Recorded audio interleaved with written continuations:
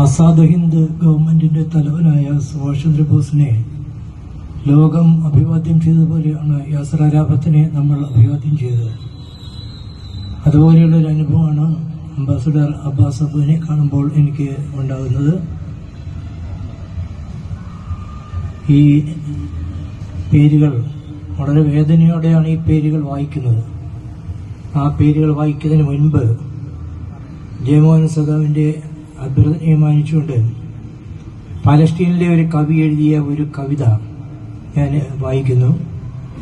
ഈ കവിത ഇവിടെ വായിക്കാനുള്ള പ്രധാനപ്പെട്ട ഒരു കാരണം, ഇത് ട്രാൻസ്ലേറ്റ് ചെയ്തത് കൊല്ലം ജില്ലക്കാരനായ സർജു എന്ന കവിയാണ് എന്നതാണ് എൻ്റെ ഒരു പ്രാധാന്യം. ഈ കവിയുടെ പേര്, name of this poet is Izzuddin al Munasra. Izzuddin al Munasra. Now he is living Jordan. ഞങ്ങൾ അവനെ പൊതിഞ്ഞുകെട്ടി, പച്ച കൊണ്ട് വെളുപ്പും കറുപ്പും കൊണ്ട് കൊടിയുടെ ചതുരാകൃതിയിൽ ഒരു ചുവന്ന ത്രികോണം. ഞങ്ങൾ അവനെ പൊതിഞ്ഞുകെട്ടി ഒരായുസ്സിന്റെ ദുരിതവും ദുഃഖവും കൊണ്ട്. അവനെ എടുത്തപ്പോൾ രക്തം വാർന്നു, സെഡാർ മരങ്ങളിൽ ചോര പെയ്തു, വെള്ളിമേഘങ്ങൾ വിതുമ്പി, പ്രാവിൻ പറ്റങ്ങൾ പാടി. ഡമാസ്കസിലെ പ്രണയിയെ ബെതുപ്പെണ്ണ് കാത്തിരുന്നു. പച്ചയിൽ വെളുപ്പിൽ കറുപ്പിൽ ഞങ്ങൾ അവനെ പൊതിഞ്ഞു.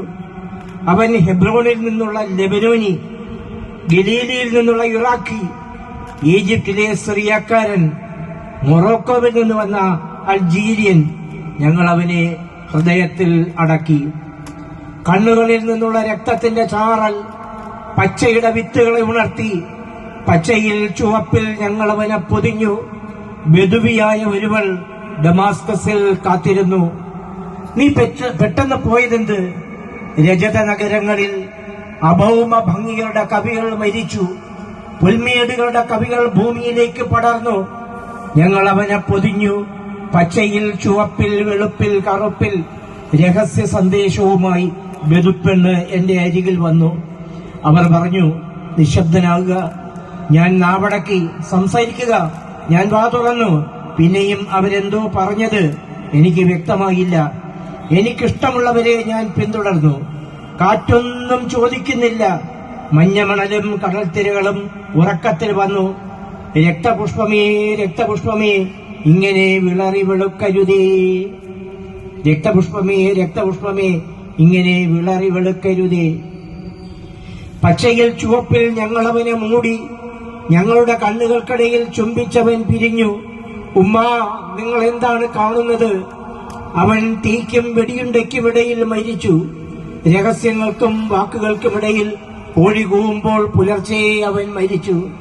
എങ്ങനെയെന്ന് ചോദിക്കരുത്. ഇത് ബെയ്റൂട്ട്. ഒലിവ് മരങ്ങൾക്ക് മാത്രമേ അത് മനസ്സിലാകൂ. ഉമ്മ, കബണി ഉണ്ടെന്ന പോലെ മഴയിൽ നിന്ന് എന്നെ മൂടിപ്പിടിച്ച മരങ്ങൾ. അവയ്ക്ക് അക്കാബയിലെ ഉൾക്കടലിന്റെ പച്ച. എന്റെ വേരുകൾ പിന്നെയും ആഴത്തിലേക്ക് പോകുന്നു.